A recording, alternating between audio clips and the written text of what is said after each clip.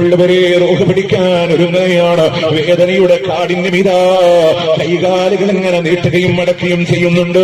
തലഭാഗത്ത് വെച്ച വെള്ളത്തിന്റെ പാത്രത്തിലൂടെ കൈമുക്കിയിട്ട് റസൂലുള്ളാഹിന്റെ മുഖം ഇങ്ങനെ തടവിക്കൊണ്ടിരിക്കുമ്പോ അവിടെ നിന്ന് പൊന്നുമോള് ഫാത്തിമ റളിയല്ലാഹു അൻഹയ്ക്ക് സഹിക്കാൻ കഴിയുമോ?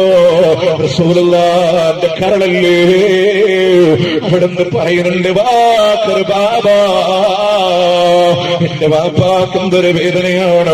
കരയല്ലേ മോളെ ഫാത്തിമ, ഇന്നത്തെ കഴിഞ്ഞാല് വാപ്പാക്ക് വേദനയില്ല മോള്.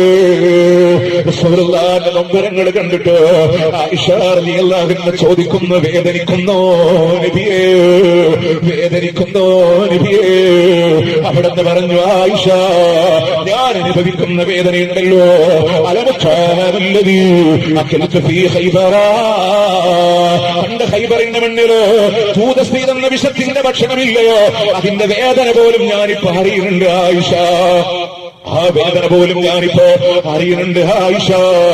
ഇന്നലീ മൗത്തിലെ സക്കറാ, മരണത്തിന്റെ അസഹനീയമായ വേദനയുണ്ട് ആയിഷ, സഹിക്കാൻ കഴിയാത്ത വേദനയുണ്ട് ആയിഷ.